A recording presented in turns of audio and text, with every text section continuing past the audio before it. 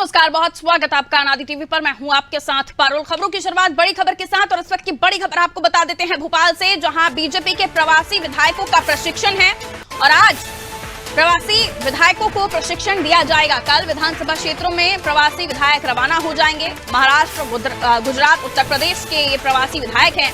पहली बार प्रवासी विधायक एमपी में सर्वे करेंगे। इनकी रिपोर्ट के आधार पर रणनीति बनाई जाएगी। लेकिन इससे पहले भी आपको खबरें हमने बताई हैं कि भारतीय जनता पार्टी अपनी स्ट्रैटेजी में बदलाव कर रही है, और ये पहली बार है जब दूसरे स्टेट के जो एमएलएज हैं वो एमपी में आकर आंकलन कर रहे हैं, और पहली बार प्रवासी विधायक एमपी का सर्वे कर रहे हैं। इनकी रिपोर्ट के आधार पर नए तरीके की रणनीति बनेगी, और रणनीति के बाद प्रदेश अध्यक्ष, संगठन मंत्री प्रशिक्षण दे रहे हैं। ग्राउंड रिपोर्ट के आधार पर टिकट दिए जाएंगे, यानी विधायकों का रिपोर्ट कार्ड कैसा है, अपने क्षेत्र में उन्होंने कितना काम किया है, जनता के बीच उनकी स्वीकार्यता क्या है, जनता का कितना समर्थन वो जुटा पा रहे हैं, तमाम पैमानों पर आकलन करते हुए टिकट का वितरण किया जाएगा। देखिए 39 टिकटें, 39 उम्मीदवार का ऐलान तो हो ही गया है। उसको लेकर हमने आपके सामने विश्लेषण भी रखा था, और अब बाकी अन्य जगहों पर टिकट वितरण का फॉर्मूला ये कहा जा सकता है कि जो प्रवासी विधायक हैं उनके आने के बाद जो धरातल पर आंकलन होगा उसके बाद तय किया जा सकता है। मैं मूलचंद निरंजन बुंदेलखंड में जनपद जालौन की विधानसभा क्षेत्र माधोगढ़ से विधायक हूं। दूसरी बार लगातार भारतीय जनता पार्टी से विधायक हूं, और मैं प्रवासी विधायक के नाते जनपद कटनी की बड़वारा विधानसभा क्षेत्र में जो है प्रवासी विधायक के रूप में लगाया गया हूँ। आज बैठक के बाद अपनी विधानसभा में पार्टी को मजबूत करने के लिए, संगठन मजबूत करने के लिए वहाँ प्रवासी के रूप में काम करूँगा। क्या रूपरेखा रहेगी वहाँ पर? भारतीय जनता पार्टी कार्यकर्ता आधारित पार्टी है। भारतीय जनता पार्टी के पास जितना समर्पित संगठित कार्यकर्ता है, किसी भी दल के पास उतना कार्यकर्ता नहीं है।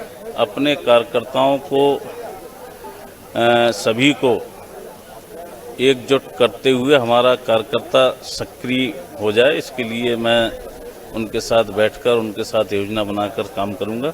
हमारा कार्यकर्ता जहां जुट जाता है वहां पार्टी की 100% विजय मिलती है। मोदी साहब का जो काम है, पिछले 9 साल में जो कुछ काम किया है लोगों के लिए, देश के लिए, वो काम कार्यकर्ता ने किस तरह से लोगों के पास पहुंचाया है, और कार्यकर्ता आने वाले चुनाव में जो काम करने वाले कार्यकर्ता है उनको उत्साहित करने के लिए हम लोग महाराष्ट्र से आए हुए हैं। और किसी का सीट है वो भी आपको मालूम है, वो कौन सा किसी का डिस्ट्रिक्ट है, तो हम जीतने के लिए आए। जो भी जानकारी प्राप्त हुई है यहाँ से, तो राजगढ़ जिले में एक खिलीचीपुर विधानसभा क्षेत्र है, वहाँ 27 तारीख तक फिलहाल संगठन ने भी जिम्मेदारी दी है। अब विजन तो चूंकि जो हमारा मिशन है, तो विजन तो निश्चित तौर से होना चाहिए। तो 230 की 200 सीटें माननीय शिवराज जी के नेतृत्व में यहाँ पर भारतीय जनता पार्टी के खाते में है, ये हम लोगों का विजन है। महाराष्ट्र, गुजरात और उत्तर प्रदेश के 230 विधायकों को आज प्रशिक्षण शिविर दिया जाएगा, और उसके बाद 8 दिन तक अलग अलग विधानसभा में विस्तारक की भूमिका निभाई जाएगी। आने वाले चुनाव के लिए ये तैयारी है, और हम निश्चित रूप से मानते हैं कि विस्तारक की भूमिका में हम बेहतर काम कर पार्टी की मजबूती के लिए प्रयोग में और उपयोग में दोनों में आएंगे। तो देखिए, विधायकों का भी, जो प्रवासी विधायक हैं उनका भी दावा है कि 230 में से 200 सीटें शिवराज जी के नेतृत्व में जीतने की बात कही जा रही है। गुजरात, उत्तर प्रदेश, महाराष्ट्र से प्रवासी विधायक जो हैं वो आए हैं, और अब ग्राउंड लेवल पर किस तरह से जो सिटिंग एमएलएज हैं उनका काम रहा है, जनता में उनकी कितनी स्वीकार्यता है, तमाम चीजों का आकलन तमाम पैमानों पर कर टिकटों का आने वाले समय में वितरण किया जाएगा। पहले भी हम आपको बता चुके हैं 39 उम्मीदवारों का ऐलान हो चुका है, और अब बाकियों पर भी रणनीति के तहत काम हो रहा है। ब्रजेश चौकसे जी हमारे ब्यूरो हेड है, हमारे साथ जुड़े हुए हैं, और भी इस खबर को लेकर समझाएंगे। ब्रजेश जी, नई तरीके की रणनीति के साथ भारतीय जनता पार्टी आगे बढ़ती हुई, दूसरे स्टेट से प्रवासी विधायक आए हैं, और अब इनका जो आकलन है उसके हिसाब से आगे मध्य प्रदेश की रणनीति पर काम होगा, टिकट को लेकर रणनीति बनाई जाएगी। आप इसे कैसे देख रहे हैं? देखिए पारुल, मध्य प्रदेश में पहली बार बीजेपी नया प्रयोग करने जा रही है।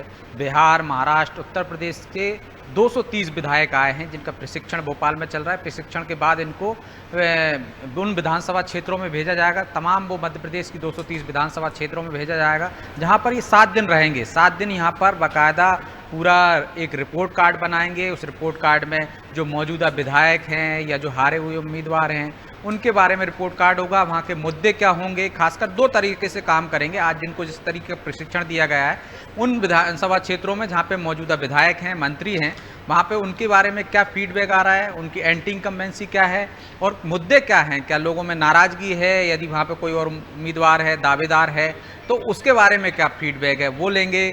वहाँ की परेशानियाँ लेंगे, एंटी इनकम्बेंसी सरकार के बारे में, और ये पूरा फीडबैक देंगे केंद्रीय आला कमान को। इसके अलावा वो सीटों पर जहाँ पे कांग्रेस के विधायक हैं और पिछली बार जो हारे थे उनके बारे में जानकारी लेंगे। कांग्रेस के विधायकों की क्या कमजोरियां हैं, क्या उनकी ताकत है, इसके साथ वो क्या मुद्दे हैं वहाँ के उन विधानसभा क्षेत्र के, क्या रणनीति होनी चाहिए कि उनको हराया जा सके। इन तमाम चीज़ों पर वो बाकायदा 7 दिन तक निरीक्षण करेंगे, सर्वे करेंगे, लोगों से बात करेंगे, जिलाध्यक्ष से लेकर मंडल अध्यक्ष तक, और वहाँ पर जो दावेदार हैं उनसे बात करेंगे, लोगों से बात करेंगे। इसके बाद एक पूरा रिपोर्ट बनाएंगे और ये रिपोर्ट केंद्रीय आलाकमान के पास जाएगी। इसके बाद ये तय होगा कि वहाँ पर किसे उम्मीदवार बनाया जा सके। जिनको उम्मीदवार बना दिया गया, जिन 39 सीटों की हम बात कर रहे थे, उन 39 सीटों पर मौजूदा जिन लोगों को उम्मीदवार बनाया गया उनके बारे में भी फीडबैक लिया जाएगा। उनको लेकर क्या वहाँ पे क्या सोचते हैं लोग, और यदि अन्य दावेदार थे वो क्या भीतरघात करने की कोशिश कर रहे हैं या नाराज़गी है उनके प्रति, उसको कैसे दूर किया जाएगा।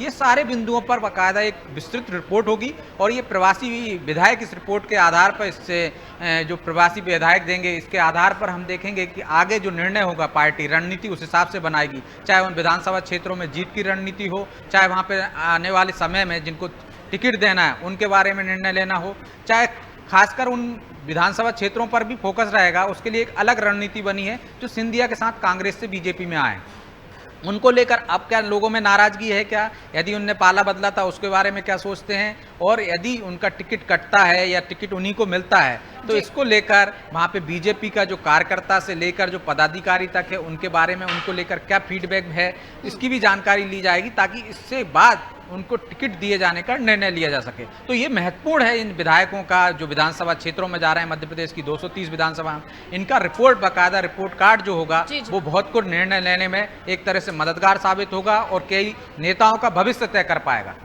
एक और इम्पोर्टेंट बात कि ये लोग प्रवासी हैं, यहाँ आए हैं, कितना मध्य प्रदेश को समझ पाएंगे और कितना यहाँ के कार्यकर्ता इनसे अपना इंटरेक्शन बना पाएंगे, जुड़ पाएंगे, ये भी अपने आप में एक सवाल है। और 200 सीटों का दावा किया जा रहा है प्रवासी विधायकों की तरफ से, इसमें कितनी जान है?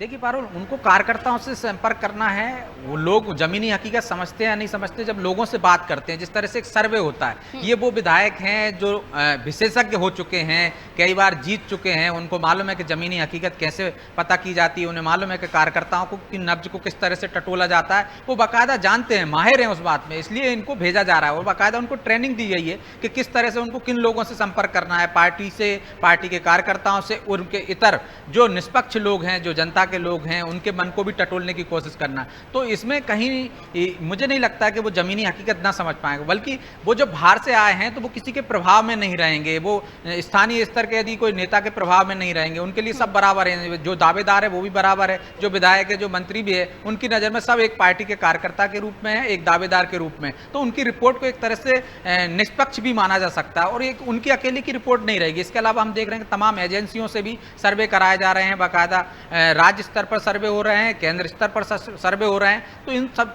लोगों की रिपोर्ट जो रहेगी, सर्वे रिपोर्ट और इन विधायकों की रिपोर्ट को मिलाकर अब देखा जाएगा कि इसमें जो समानता होगी, कई चीज़ें ऐसी आएंगी कि इस पर निर्णय हो सकता है सर्वे में भी उसी विधायक का दावेदार जो है उसी का नाम आ रहा हो प्राथमिकता में पहले नंबर पर, और विधायक की रिपोर्ट में भी आ गया, तो वहाँ निर्णय लेने में आसानी होगी, क्योंकि एक क्रॉस चेक कर लोगे आप विधायक से जो आपका ही पार्टी का नेता है, और वो निश्चित तौर पर एक निष्पक्ष रिपोर्ट देने की कोशिश करेगा, क्योंकि ये इस पूरी रिपोर्ट को एक तरह से केंद्रीय आलाकमान देखेगा। अमित शाह के दूत कह सकते हैं हम इनको, अमित शाह के दूत हैं, और वो निष्पक्ष रूप से कार्रवाई करेंगे ताकि उनको कम से कम आलाकमान की नज़रों में बाद में गिरना ना पड़े। पारुल, बिल्कुल, यानी अब तक जो आकलन किया जा रहा था कि इस चुनाव में मध्य प्रदेश के फेसेस तो हैं ही, मध्य प्रदेश की लीडरशिप तो है ही, लेकिन खुद अब अमित शाह साहब की मॉनिटरिंग में ये पूरा इलेक्शन होगा। मध्य प्रदेश का रणनीति बीजेपी के चाणक्य बना रहे हैं और उसी के तहत अब ये जो दूत हैं आए हैं और अब आगे इन्हीं के हिसाब से काम होगा, यानी ज्यादातर तवज्जो इनके आकलन को दी जाएगी।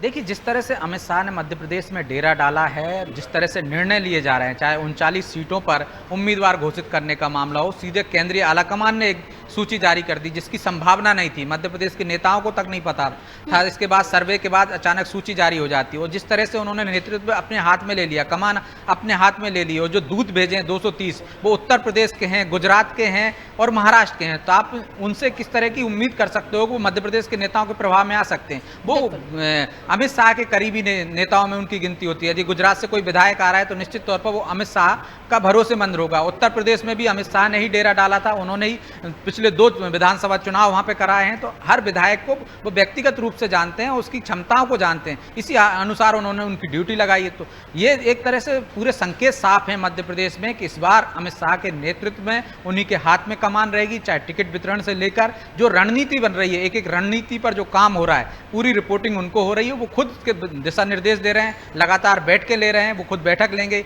इसके बाद पहली बार वो प्रदेश कार्य समिति की बैठक में भी आ रहे हैं, ये भी महत्वपूर्ण है। तो इससे साफ है कि अमित शाह के कमान है अमित शाह के हाथ में और वो ही दिशा निर्देश दे रहे हैं, उन्हीं की कमान में ये और उन्हीं के नेतृत्व में ये चुनाव होने वाले हैं। मतलब विधानसभा की जो भी रणनीति बनेगी अमित शाह के नेतृत्व में ही बनेगी, उनकी दिशा निर्देशों में काम होंगे।